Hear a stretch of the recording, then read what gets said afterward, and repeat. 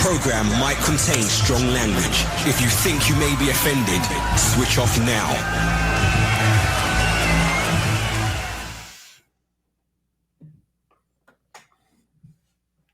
Hey everybody, welcome back to the Inside Mojo podcast, where each week we take a look at another key moment in WatchMojo's 20-year history on YouTube. I am your host, Rob, and with me as always is WatchMojo's CEO and co-founder, Ashkan Curation. What's up, Ash? We're on episode 5 out of a planned 20. How's it going so far? It's going great. I'm rather excited, nervous, anxious about tonight's game, Canada-USA. So yes, the hockey as it were. It should be exciting. We'll see what happens. Great. So this week we're talking about the 4 pillars that hold up WatchMojo as a company. Let's preview what those 4 pillars are before we get into them in detail. Sure. So, I mean, obviously the first pillar is YouTube. We've always talked about the importance of distribution and the right platform. But specifically, that's the distribution. Specifically, I would say just recognizing that geek culture would become pop culture. And then in a few minutes, we could dive into what the hell does that mean? Obviously, I think what made and makes our clips stand out are the clips that we use. So having comfort with navigating relationships with rights holders, but also understanding fair use to knowing like what the rules of engagement should be. And of course, Moses, Wayne's World, Letterman, the top 10 format, which, humans have always been drawn to. And then frankly, I talk about it a bit less, but if there are any entrepreneur storytellers listening, is to kind of be true to yourself. And I think I kind of embrace the storyteller role, not just an entrepreneur, but actually really, really liking content and stories. And then kind of like figuring out a path for myself where I could kind of use that muscle. Cool. Before we continue, I'd just like to let the audience know that we have a poll that's going up on our YouTube channel. So we would like to know, after YouTube, what is your preferred location for watching videos? Is it Facebook, TikTok, Instagram, or X? Or if there's another option, leave that in the comments. We'd like to know, outside of YouTube, where are you watching the most content? And I'd also like to remind everybody who's watching live that if you have any questions, please leave those in the comments and we'll address them as they come in. I'm surprised no OnlyFans, considering how popular that platform is. Yeah, that might be another category. That might be another day. Yeah. That's Inside Mojo of another nature. After dark or something. Yeah. There you go. So at what point did you know that you had found the product market and fit for WatchMojo? Sure. So, I mean, in startups, talk about product market fit, and content, I always describe it as platform format fit. Look, many times, there was like a couple times as an entrepreneur, you tend to be an optimist. And I was like, oh, yeah. I remember once vividly, we had this distribution partner. I think it was called ROO, ROO. And we thought like, wow, our videos are being seen finally by all these people, literally because we needed to render and encode the videos and publish them faster. We bought a whole machine just for that. And then like a month later found out it was fraud. Like there were no real views. There was no humans. So that was a bit of a letdown. It was not a light at the end of the tunnel, but another oncoming train. And then like, I think around 2010-ish, we had like basically started to, for distribution, embed our videos and put them in like a player. And then other publishers could include this on their website. We just called it a widget. So this syndicated player was one of the first times, like after 4 years, where I was like, oh, wow, there's revenue. If you are USA Today and you take our videos and you have like travel to Madrid and you put that next to or inside of a what to do in Madrid, over a weekend, we were like, that might be really interesting. But again, it was kind of bullshit because I realized that like a lot of these publishers were embedding our videos where ads were supposed to be. So it wasn't really content. It was just this distraction. Okay. So I won't lie. I think sometime around 2011 and 12, I could see us finally really having, I would say, finding our purpose or calling in everything that is factual. Like, as I said, I love to cook. I remember like Rebecca making fondue, or, we had like experts coming in giving like fashion and style advice. That I was like, okay, it's interesting how we could produce these videos. But I remember like Yahoo once featured our Martin Luther King biography on Martin Luther King Day. Oh, cool. We had a distribution deal with them. And I was like, okay, this is something. Or like if you had like, I don't know, the 50-year anniversary of the United Nations, and we had a video on that. I was like, okay, this seems to be shared. And then, yeah, I think I ultimately realized we found product market fit once I saw how much things like origins or the lists that we would do on pop culture and, fandom and IP, like whether it was Batman, Superman, Ozzy Osbourne, Seinfeld, we ourselves were really fans of these topics. And I myself was super passionate growing up on, researching and reading all these things. So it took a while. It took 5-6 years. But I think once we kind of saw an audience on YouTube really engage with our fandom and then more and more lists, it was pretty clear that, like, they used to say this about Rupert Murdoch. He was never the first entrepreneur to see something. But they were like, once he is sold on something, get out of his freaking way, because he's just going to mobilize. And I kind of did the same thing. Once I realized that there was a there, we then really grew, and we, like, our staff went from 5 to 10 to 10 to 25 within a year. And then we hit 75, like 2 years later. You've described 2011 as being kind of a fork in the road. Tell me about that. How did you go through the process of finding your product market fit during that time period? Yeah, I mean, so as I said, we had some success, like even being one of the first digital creators to have a licensing deal with Hulu. That's not bad. We were probably the only company that Fox's MySpace was guaranteeing revenue. It was only $5,000 a month. But I mean, at that point, not that many people were making $60,000 from one distribution partner. So for me, if we go through this is a nice little image that I use in presentation. Is I actually think the way Jeff Bezos says that every day is day one, you constantly find yourself in a fork in the road. Like the way I react to if you say something or if somebody else sends an email, that's a fork in the road. You could take the high road, or you could take, So if we were to kind of go through the stack here, so for us, I would say that the most important thing was just kind of like not holding out for what our preference was. The first one really was the platform. We've talked about it, fish where the fish are, skate to where the puck is going. So I think what set us apart, and I think if you're an entrepreneur or a storyteller today, you could, like, the way others wanted to build a website like 20 or 15 years ago, and I was like, this isn't where the world is going. The world is on YouTube. I think today there could be a lot of people that are like, oh, I want to be a YouTube creator. But you might be better served actually thinking, well, maybe I should focus on Snap or TikTok or X. X is like a very nascent, relatively speaking, new platform when it comes to video. I'll sometimes publish an article, just randomly something I'll post on LinkedIn. I'll also post it on X. And I'm like, how did this get 18,000 views? It's because there is a big audience. And it's like anything else, if you catch lightning in a bottle. So for us, it always starts really, really macro, right? So at the end of the day, YouTube, I realized myself that I was as a consumer, as a user, I was turning to YouTube to look for content. And I used to listen to a lot of like live bootlegs, old concerts, old Randy Rhoads grainy footage, old Led Zepp concerts and Queen and stuff like that. And to me, it was just clear that this was going to be the platform, right? So then it was like programming for it. And as early as like 2006, even when YouTube was just a year old, it was clear to me that, like, well, this site could be, it was like this platform could be profitable. So we've alluded to this already. I think, for YouTube, in terms of inflection points, just to give something different, because we've covered this on previous shows, but for me, YouTube had maybe like a handful of inflection points. So obviously, the Google acquisition is huge. Like things like Flash Video, I mean, that was always part of it. But I think the Google acquisition was far and away the game changer for them. Second, I think the lawsuit forced them to introduce Content ID, which as much was a bane and a big crowbar up my ass for a decade, unreasonably.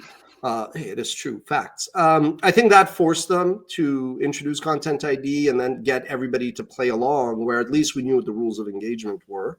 TrueView, huge. TrueView, by virtue of telling users skip ad, like you gave the power now to viewers to skip an ad, to choose what ads you wanted to sit through, and also obviously what content to watch. So that was a big game changer. And then I think at some point, YouTube was like, I would say right now, mainstream is talking about it, how it's become more of a mainstream platform. But for me, probably sometime around 2015, 16 was when I was like, okay, YouTube seems to basically be like the new television. And it was really just more of a matter of other people realizing that or not. Right. So you identified early on that there was massive potential here. And when it became really clear to everybody that YouTube is now like the top dog in terms of online video, then what? Like, how did your approach change? Sure. So yeah, every successful media voice brand is actually really, really focused on one thing. Wall Street Journal used to be a print newspaper. Now it's like a website covering, business news. MTV was music videos on cable. ESPN was sports on cable. PewDiePie was Let's Play. So I had to kind of like talk to the team. And I think this is where communications and culture is a bit of a challenge sometimes because, obviously, clearly everybody liked doing a little bit of something. Like we might have had a team member that really liked style and fashion and beauty, and getting them to do less of that was a bit of a challenge. Like Rebecca, whom we all love and respect, the WatchMojo lady, she used to do cooking videos, because she liked to bake and I love to cook. So I was like, this is great. But, there was a moment when I was like, okay, this is all wonderful, but like, can we look objectively at like the passion around the comment section when we do, Superman versus Batman versus do you use olive oil or canola? You know what I mean? Like clearly There's a difference there. and one is called service journalism, which is very utilitarian. Like when I'm cooking, sometimes I'm like, shit, do I fry the onions first or do I brown the ground beef first, even though I should know that? It's quick. You don't really almost care what the source is. Yeah. But if I wanted to know, like, okay, what are the greatest Arcade Fire songs, I may trust WatchMojo's judgment because I'm like, they've researched it and it's pretty exhaustive. So it was really more of an organizational challenge of communicating and explaining why we're going to go and just do, and also not just fandom, because I love doing biographies and profiles, but we also had to kind of like let go of our own egos, my own, and being like, you know what, people really, really, care about lists. So let's just do lists. Right. And so the list speaks to the different formats, the variety of different formats that exist on YouTube, but also in media in general. So what is it that spoke to you about lists in particular? I know that was a big, that you were a big fan of that format from the beginning. Yeah, well, I'll start by saying again, let's say today you're an up-and-coming storyteller entrepreneur, you do need to just be realistic of all the different categories and all the different styles and formats, because otherwise, like, again, like this is obvious stuff to people who work in media, but I, not having worked in media, had to learn about a lot of this stuff and also like quantify it just as I was giving presentations. So as I said, it was pretty clear that things like health, things like cooking, even travel, two things were going to happen very quickly. One, user-generated content with technology becoming more powerful and the democratization of these platforms and no barriers to entry. And that whole service journalism bucket, I was like, this is going to become just like a commodity. At the end of the day, whether it's Bon Appetit or Shea, recipes by Jolene, I'm like, it's the same crap, right? Whether somebody puts a cinnamon stick or cinnamon powder in their tomato sauce recipe, let's be honest, nobody's going to build a $1 billion brand that audiences are going to care about that way. So for us, entertainment, I just was like, okay, if we want to be in the entertainment pop culture lane, let's just be candid. If you're covering existing successful franchises, our mission is half as challenging now. Yeah. Yes, we absolutely want to be the tastemakers and the curators who tell people, oh, you should watch this, or if you like X, you'll like Y. But it was also just practically like a lot easier to be like, hey, these are franchises that are pretty popular. We should do it. So categories was both our passion, interest, skill set, comparative advantage, all those nice buzzwords. But it was also just like objectively realizing, well, look, if, House of Cards is really popular, we should cover it because there's a fandom and we're serving them. And the challenge of Hollywood is that, which is if you're trying to build your own House of Cards, great. And I'd love to if I'm not running WatchMojo, but then you're in the hits business. It's very binary. And then with the style, for me, yeah, I don't want to lie. I just had zero interest in watching these creators sit on their couch and talking about, Chicago. I was like, show me the skyline, show me the streets, right? And so we started out, for me, it was like I thought I had paid her when we would reach out to tourism boards and chambers of commerce and be like, hey, we'd love to do a video on Houston or Berlin or Barcelona or whatever.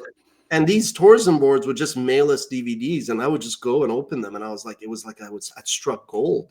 Because I was like, well, we're not going to hire a helicopter to travel around the Statue of Liberty. But if New York tourism has some videos, and it's interesting because at the time, these were not readily available on websites. So they did mail you beta tapes and DVDs. But again, to me, clip-based was key. And ironically, I admit that today, clip-based content is like the lowest hanging fruit. Anybody could technically do it. Yes, there's color correction and a lot of other stuff to make sure your videos look good. But that's also the evolution, right? That like at the time, that was like the filet mignon. Nobody wanted talking head videos. Lists, I think we've covered it enough. The main thing was not just seeing the data, but just recognizing conceptually that like people were going to watch a lot of content if it was list-based, even if they weren't super passionate. But, the only person who's going to sit and watch like Forrest Whitaker's biography are like his hardcore fans, but top 10 Forrest Whitaker movies, probably a lot of people would watch that. They're like, hey, what is something that he stood out for? So for me, people always make fun of me that I always talk about cooking and I love cooking, but the analogies between cooking, bringing together ingredients to create a recipe, and entrepreneurship is spot on. It's the same thing, I don't mean this in a bad way, Rob. You are like an ingredient to me. Whether you're I don't take it badly. It's a great thing. Whether you're celery or white or wine or like the lamb, you're all essential. But without a single ingredient, even like just sometimes tomato paste, the food's not the same, right? So it's the same concept. That's a great point. So tell me more about building a team. Like, what's the balance that you have to strike when building a team to work on stuff like this? I know that, we've spoken before about how you work with the team that you have and not the team that you want. So like, how did that factor in and help your content develop? So I think entrepreneurs really need to ask themselves, and storytellers as well, like this actually applies to Hollywood more. It's like, you do have to ask yourself, like, are you in this for ego? Are you in this for vanity? Is it your pride? Or do you want to win? And it's okay. You could be somebody that's like, I want to be the star. I want to be, the spotlight's on me. It's all about me. I would not want to work with those people because it's just the amount, and I could say this now as I'm older, the amount of energy, brain power, therapy that goes on to get that person to be part of a team. Fuck that. I don't need that now at like 46 there. I wouldn't put up with, Julianne Moore. Why would I put up with Julianne, unknown? You know what I mean? Like, it's just so in 2006, 7, 8, we would get people coming in who sometimes were like, I want to be a star. And I was very gracious and polite and patient. But with some of these people, it's like, but you're not a star. And this isn't the way it works. We can't make you into a star. It's like ultimately the amount of commitment, patience, persistence, repetition. I'm like, that's what it'll take for you to be a star. So some people were really, really a lot more about themselves. And that was fine. And I was like, more power to you. But I was like, I want to build a team. I want to build an organization. I want to build a company that's built to last. So you did have to kind of like identify people who obviously had a skill set, something that you need. That's not rocket science.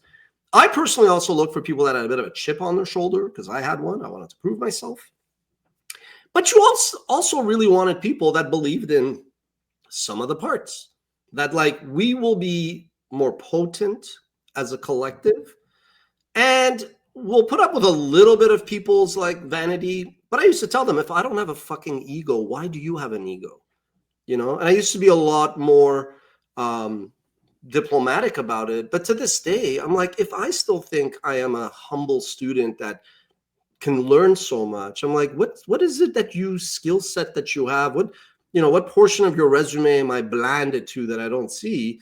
But at the time, again, you want to attract, so you're a bit more patient. But, now it's easier to kind of spot those people and realize like, yeah, this person's going to be a toxic, hot mess from day one. And you just kind of cut them out. And frankly, look, in life, you're going to come across a lot of hollow hypocrites.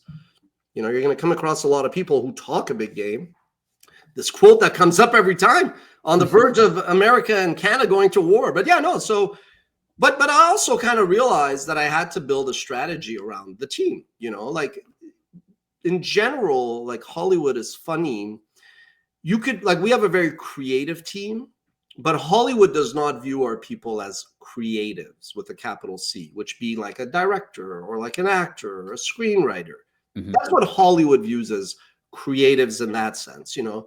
Same thing with talent. We have an extremely talented team, but Hollywood and their stupid, backwards, old gatekeeper model, they don't view like the people that, let's say, work at most YouTube channels and in digital as like talent. They view actors as talent and writers as talent, et cetera, et cetera. And I was like, bring it on. We're going to destroy that because that is so antiquated, and we'll build programming that audiences will care about. But you do have to be careful not to build a business for yesterday's opportunity. Yeah. Not to go backwards, but I'm just curious about this idea of people's egos and that factoring into how you built your team and everything. And considering that in the early days of YouTube, on camera wasn't exactly as high profile or like, you know, highly regarded as it is today with all of the huge creators and influencers that we have, and that it was more about like B-roll and high quality video editing. But that's not true, though, to be fair. That's okay. How so? Well, actually, so to be fair, I've always said that if we would have had the success we had from 2012 to 17 in like 2006 to 10, we would actually not be here. And I'll explain. Because that was the early phases. So we actually came, and because there were too many talking heads on camera talking about stuff, whether it was like Ray William Johnson, Phil DeFranco, some of whom are still around and they've gone burnt out, come back to their credit. But actually YouTube early on was all about talking head. It was all just some guy or gal sitting and talking. And I don't mean this in a bad way. It might have been somebody who was of a certain skin color or a bit overweight, or maybe a member of the LGBT community that was basically always shunned and rejected from Hollywood.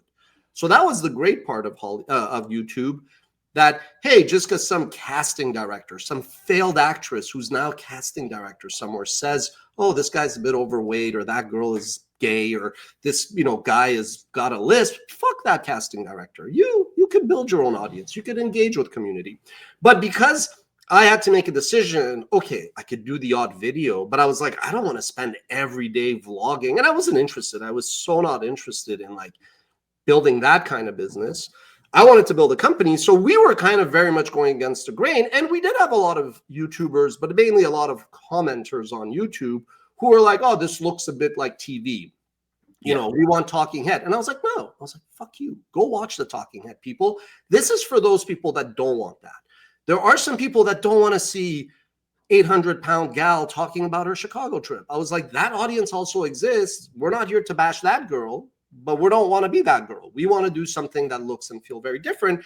And we did go through all these different eras. You know, the first few years were really just trying to survive. And then, yeah, in the second kind of era, we kind of knew YouTube. So we were like, let's just grow. And then like everything else, if you don't reinvest, you die. So then we kind of, after a decade, reinvented ourselves. And I've broken all this down because I think it's very disingenuous to make it seem like we were an overnight success. You know what I mean? The reality is it's a story of persistence and resilience more than just, oh, we got lucky. We were here at the right time. Yeah, totally. Well, the title of your book, not to kiss your ass, I'm reading it right now, but the 10-year overnight success kind of says it all. Haven't you suffered enough with these podcasts? Which were your idea, by the way, technically. But it's very interesting. Well, I mean, like I mentioned this in episode 1, I missed a lot of years with WatchMojo, so I got some catching up to do. But that's it's very why you have hair like that, and I have hair like this. Maybe we'll see how I look in 5 years from now. While you're looking in the mirror. So digging deeper into the pillar of lists, there was that period of 6-7 years of experimentation where you deficit financed everything, didn't have any brand deals, but you kind of kept your head down and kept going. So what did you see to keep you on that path and develop in the direction that you did? We didn't have brand deals, but today, no, I'm kidding. This is just for tonight. Just because I'm Today's Screaming. episode sponsored I'm by. screaming at the Kachuk brothers there. I'll be eating some sour kids. Sorry. Repeat the question. Oh, yeah, brand deals. What was the question again? I just got distracted like the child that I am. With all the years of experimenting and tinkering, like how did that ultimately culminate in like a clearer direction? Yeah, so there's a lot of stuff that I was either wrong or not right, and I kind of admit, and I iterated. But to me, the one thing that was always clear was there was always going to be a monetization before, during a video. And it was like pretty obvious that the most likely would be what is a pre-roll. So for me, it was admittedly all about the content, as I call them, the stories, but it was still building an evergreen, like permanent catalog that wouldn't lose value, that becomes really just like a touch point with viewers all over the web. So that as the field of dreams, if you build it, they will come. The idea was, look, let's just take every celebrity. Let's start with the A-listers. So let's do a biography on Brando, a biography on De Niro. Then let's do their top 10s. Then we could do verses. So there was like this roadmap in my head, very clear. And the idea was, look, Marlon Brando, if he's not dead, will be dead soon. He's not going to do new movies. So that biography is technically going to be good for another 5-10 years. Now, yes, SD paved the way for HD, 4K, whatever. But the theory was very smart, which was just build an evergreen catalog. And then as you start, like you're building these pipes effectively that either you're laying down or you're kind of virtually tapping into, if it was YouTube's pipes. And then the idea was water or advertising would eventually flow through these pipes. And if we have content that is ours, then we would be able to build a business as people saw these. It was like a brilliant model. But again, it wasn't like day one. It was like, yeah, if you want to take 5 years, 6 years to be, just struggling, eventually good things could happen, but you may die, in between. Right. And like you've said that to be successful in media, you really need to focus. So was that part of the ultimate decision to double down on lists? Like how did that end up happening? Yeah, so I really, as I've said this, I really didn't want to focus on lists. I did not want to be known as the list guy. I was like, I'm an author, I'm written articles. And again, those are insecurities and ego, and we all have it. You have to manage it. But, I also really enjoy hiring people and paying them more and paying bonuses, right? I mean, that ultimately, in hockey, you want to hoist Stanley Cup, but you also like to get a bonus for hitting a certain milestone. It's human nature. So for me, it was like, okay, Ash, you really killed yourself to retain the team. At the end of the day, everybody will be more successful if you like accept your destiny. If you recognize like, what is this one thing that you're better at than anybody else? And so, yeah, I'm kind of like many before us, Wall Street Journal as a business newspaper, Time as a magazine covering current affairs, TED Talks as an in-person event, Huffington Post, a magazine covering politics, PewDiePie, a YouTube series with Let's Play. I've referenced MTV, ESPN, many others. It was pretty clear to us that like, well, Ash, one thing is working inordinately better than anything else. So give the audience what they want. And it's a bit like when you go to like a concert, like I'll use Def Leppard. If I go to a Def Leppard concert, I'd love it if they give me deep cuts from High and Dry and Pyromania. And I understand you might want to play one song from your new album, but imagine if they just go on with like, we're playing our new album back cover to cover or back to back. Yeah. I'd be like, no, give me a Mirror Mirror, give me Coming Under Fire, give me White Lightning, give me the stuff that might be from your best era, right? And so that was my message to the team. I was like, let's just, even like, I would be like, just give the people right away. Number 10, go into it instead of like, welcome to WatchMojo, subscribe, tickle my butt, scratch my ass. It's like, but I got it. Like those are best practices, bullshit best practices that kind of people do on YouTube. But to me, it was very pioneering. It wasn't like a 60-minute documentary on Ozzy. It was just like, here's 10 minutes of the best of Ozzy. And then if you like this, go watch all his freaking, repertoire as he's pissing at the Alamo or eating a bat or whatever. Right. Or a dove. I imagine that probably gets tiresome for major artists to be like just playing the same songs year after year. How does it feel 20 years on to be still producing the same types of videos and, with the knowledge that the platform is evolving, audiences are evolving? How does the content continue to evolve also? Well, again, you have to know your limitations. This week, there was an email. Some people were talking about apple cider vinegar, and I was like, "Oh, that would be an interesting list. It's really healthy." Back to the cooking. No, yeah, no, but then circle. they're like, "Hey, Boomer, I'm a Gen X." They're like, "Hey, Boomer, it's a show. It's not what you think it is." I was like, Right. "Okay, great." But the idea was early on, like we brought on one of our teammates, Mike, because I knew a lot about movies, but the kid had grown up like working in a like a Blockbuster style store. So I was like, I'm pretty sure he's going to know. Way back when we brought on Dan and Rebecca, who were a couple of our VO folks, it was because Dan was more into gaming than I was. So I just trusted people, that would be experts. And I've said it, if it was up to me, every other list would be Seinfeld or Ozzy Osbourne, right? Or Paul Oakenfold or Wu-Tang Clan. So the idea was you do need to bring, and this is what I love about WatchMojo, which is most other organizations, youth, like inexperience is frowned upon. They're like, go get a coffee. I've never asked anybody to go get me a coffee. Like I'm like, youth, show us the way. What are these new shows, kids? Steve Buscemi with the skateboard. Like, what shows are you watching, kid? So I like that about the company. So it does always, like, I love that. I love creating opportunities for young people. Whether or not they are awake enough to take it, that's up to them. And I support them either way. But I like that. The other one is what really drives me more and more is just, again, the organizational.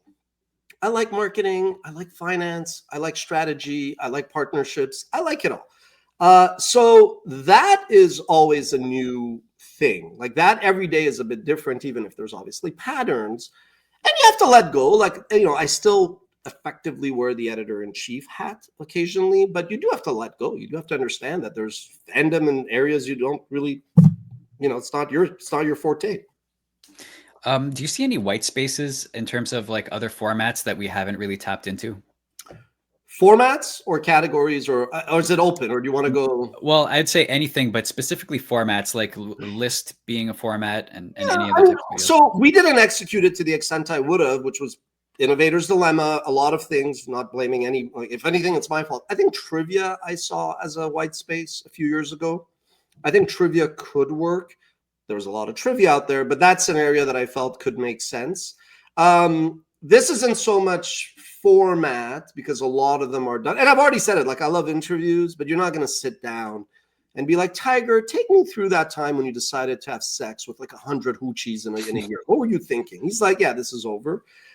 So interviews, I still think like Hot Ones, to their credit, they took a very simple thing, the interviews, and a very simple premise of just ever hotter wings. Right. And they kind of found their product market fit, their format platform fit. But it was also the quality of the guests. Yes, in season one, maybe they had some unknowns who actually gave it a good, authentic vibe. But those memeable moments with Charlize Theron, Shaq, or the guy who never ages, Paul Rudd, like that's the quality of the access you get. And again, you have to realize year 3 and 4, you could do that. I do think, even though I'm not a big like Star Trek, NASA space guy, I do think if like Elon Musk and SpaceX continue to popularize, mainstreamify space exploration, I do absolutely think that vertical of space and science has some legs. I'm not saying I'm the guy to do it. And like a decade ago, we bought Unveiled, which was like the only time we bought a small channel. And it was because I was like, yeah, this space, as my dog is going crazy in the background, she's getting ready for tonight's matchup. So I think space could work. I think that is an area. The podcast you started that I used to call on UFOs, you call it UAPs. For some reason, they decided to rebrand. Like the most recognizable acronym to describe this, all of a sudden, let's change it. Okay, that makes a ton of sense.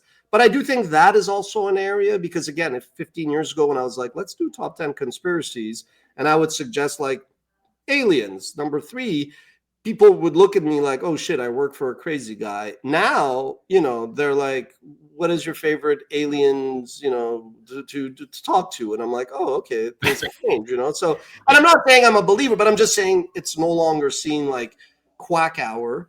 I don't know. What do you see? Maybe I should be asking you. Is there an opening, a white space that you're like either format or category?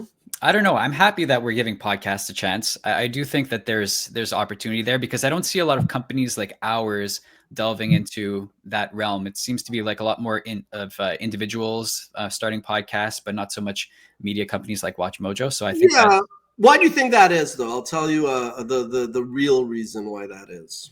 I don't know. I'm curious to know what you think. So most people are just not that, and I'm not saying I am or you are, but most people are just not that good to carry a conversation. Let's just be honest. Again, I'm not 20 where everybody could do anything. Most people just can't talk for 2 minutes, let alone an hour. They either don't have the knowledge base, or they're not authentic, or they have no charisma, as my mother-in-law used to say. They're just not charismatic. It's just watching paint dry. Right. Well, that's one thing. The other thing is, look, you need, like, let's say if you get 1,000 video views, and let's say you can get $5 for 1,000 views, that's $5 of revenue. So that's a video. Most podcasts get like 13 downloads, and that's, you and your friend and your family.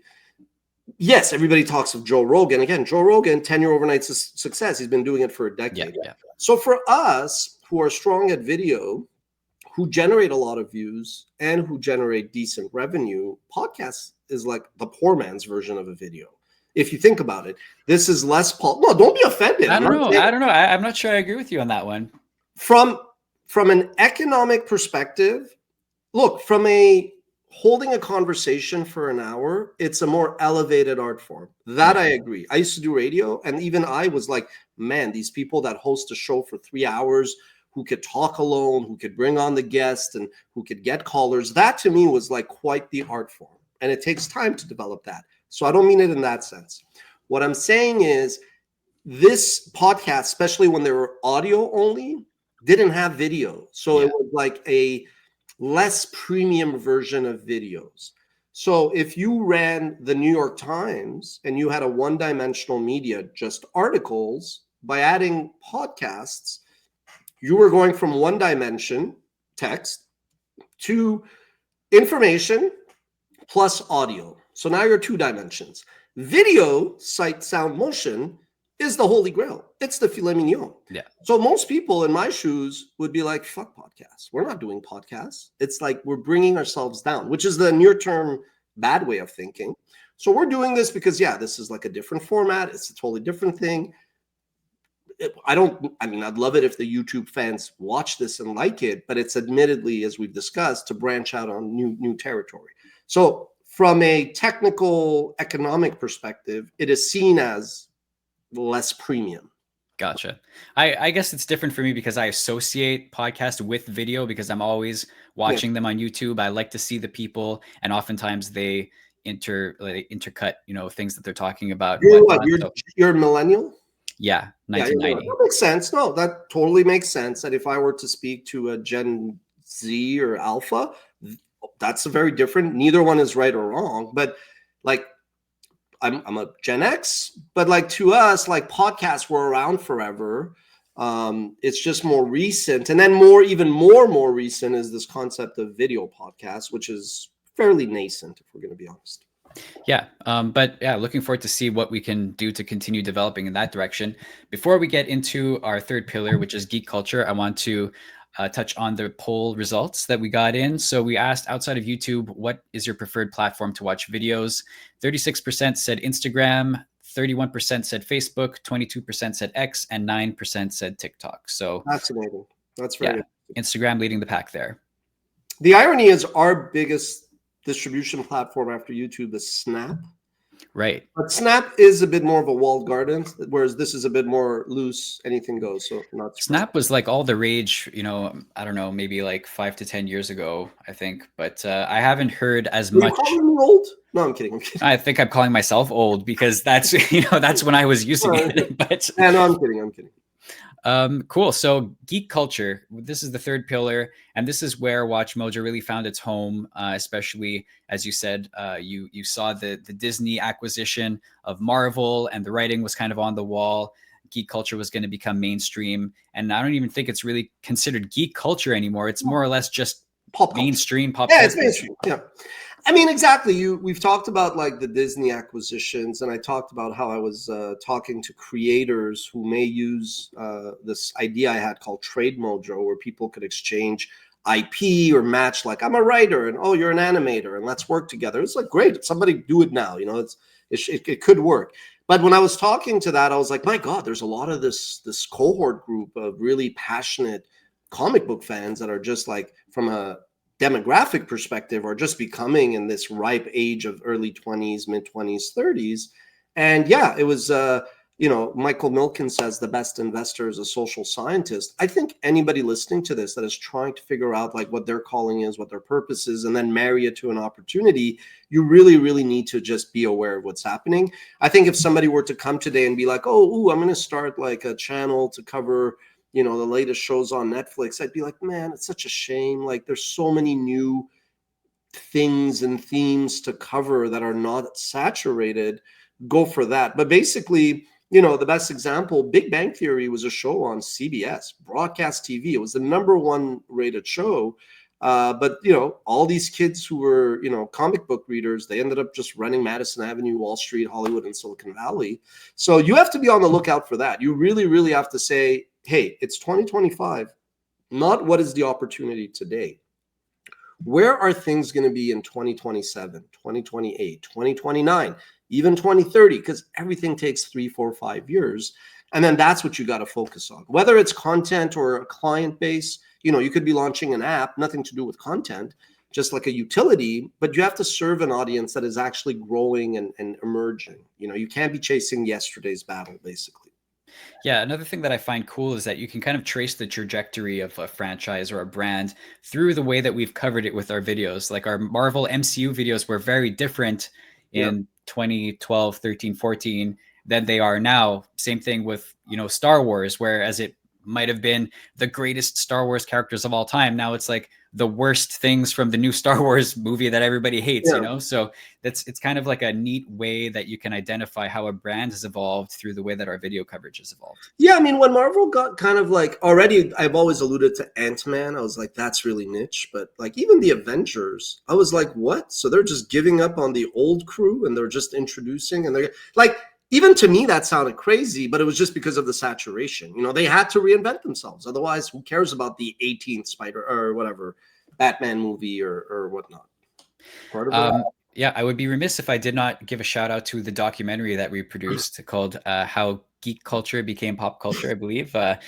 We should, I'll make sure to provide a link to that in the description of this video because everybody should check that out if they're interested. It's a really great doc that we put together highlighting the importance of geek culture in basically pop culture.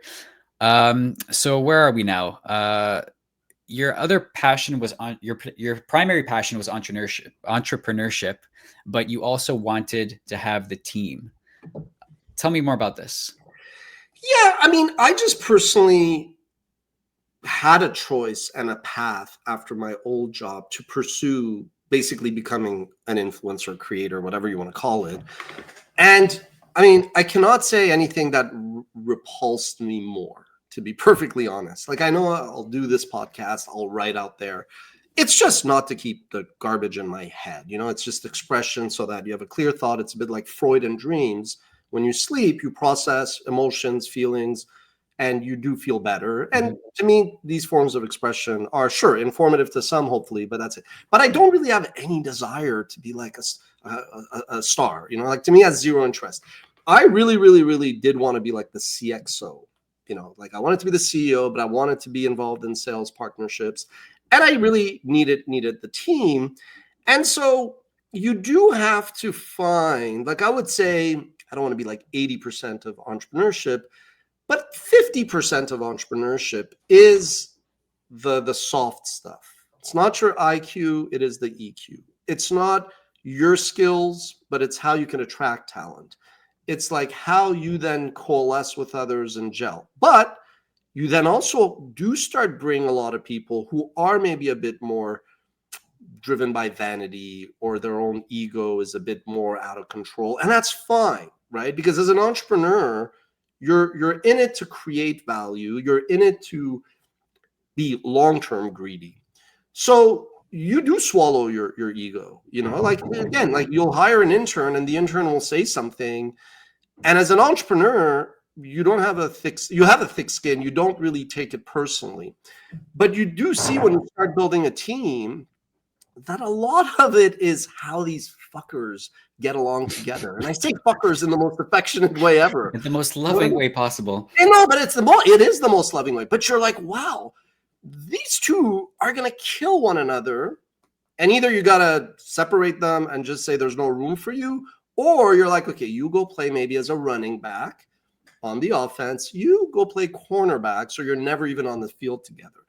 And I did this for 20 years, and it's something I'm really good at. But obviously, as you get older, you have a bit less patience for it as well, because you're like, yeah, I don't need to put up with this if you're just acting like a moron. It's time for you to, that Nate Bargatze skit on SNL, just get off the boat, just jump off, just it's time to leave. It must be different in a work from home environment now, though, isn't it? Yeah, I mean, look, the work from home environment I've been very much for. I was one of the first to tell everybody to go work from home. I was also a CEO telling CEOs don't to rush RTO, return to office.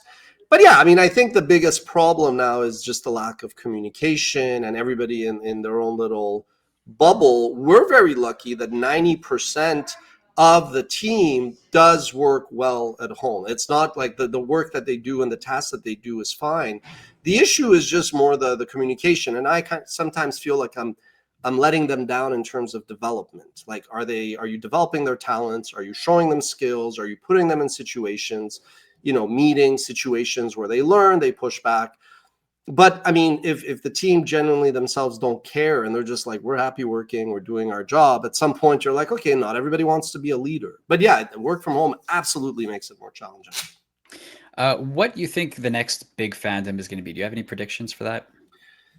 Yeah, so I do think entrepreneurship, the first decade where it really blew up, like with whether it's Succession, the Gary V's, and that whole universe, Shark Tank, I think that was actually early era in a way. I think that was just it kind of like, ta-da, entrepreneurship is here. I think now that all these kids are like, I don't want to be a lawyer. I don't want to be a doctor. I don't want to be an investment banker. I want to be a storyteller. That basically means you want to be more of an entrepreneur who happens to be in the media business.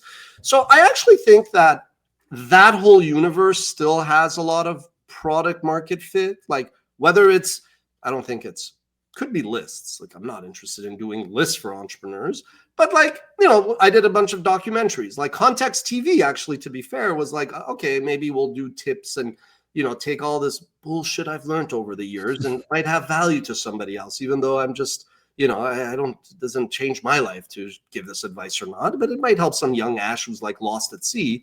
Sure. But so, yeah, I do think the world of entrepreneurship, we already alluded to everything that's space exploration, this and that.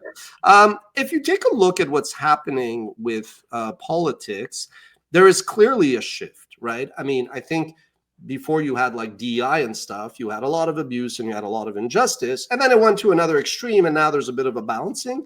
But I mean, all you need to do is just look at what's happening, whether it's Doge. I'm not saying as a vertical, but like questioning governments, not believing whatever your government says, that could be a vertical. It could be an editorial lane for somebody. Right. But I think ultimately what I tell people is I go, is there enough here for it to be a replicable thing that you could do not only even 10 or 100 videos, but could you do 1,000? And that's where I feel most of the time people are like, yeah, no, there's not that much content to cover, right? But there always will be. And that's actually the good thing about WatchMojo. We could always cover whatever we want, because if there's a new thing, we could just cover that, Yep. And we've had pretty good success covering recent trends, which has been exciting, and it keeps the job fresh and fun. Yep. One last pillar to go through, which is fair use. And that's a rather big one, but maybe we could just do a quick run through, because it might be worth its own episode all by itself. Yeah, and we will talk a little bit about fair use in the next episode, and it will come up at a very high level. I think for us, fair use was matching person with opportunity.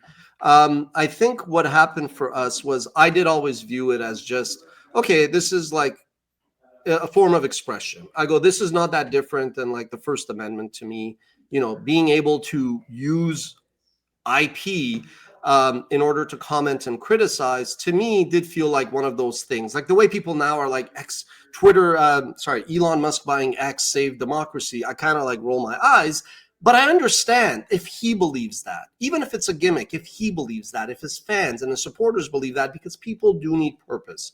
People do need something greater than themselves. So for me, especially in those early years, this concept of freedom of expression and all that was actually really, really important, especially as a kid who was born in Iran and came to Canada. I'm like, you motherfuckers take everything for granted. You shouldn't, you know? So to me, that was one. But two, the thing that really pissed me off as like a fighter, as a combative person, is the rights holders were by and large liking our editorial and wanting us to use it. But it was the way that the platforms like YouTube were just kind of like introducing these tools that, and I'm not here to throw YouTube on the bus, I would live in a refrigerator box in a back alley if it wasn't for YouTube. But I was a bit pissed off that I was like, YouTube just has some random employee interpreting the law and just introducing these tools really for their own benefit, which is fine, but pretending like this is the law. So I was like, no, this is not the law. This is your interpretation and implementation of the law to suit you, and that's fine. And I won't lie, as a fighter, I was like, bring it, because I knew what the law was, and I knew that I could get YouTube to reflect the law, and I did. It took a decade, but you know, it was a good little mission. Yeah, interesting. It's an interesting one because, you know, it is kind of like free publicity for whoever we're talking about. So there's a lot of gray area to be discussed in there. Thank you very much, Ash. This is a great episode. Love talking about WatchMojo's development through the years. Next week, we are looking at WatchMojo's one step forward and one step back, hitting 1 million subs, and the Content ID Christmas gift, which I'm pretty sure ruined your holidays. So looking forward to seeing that one.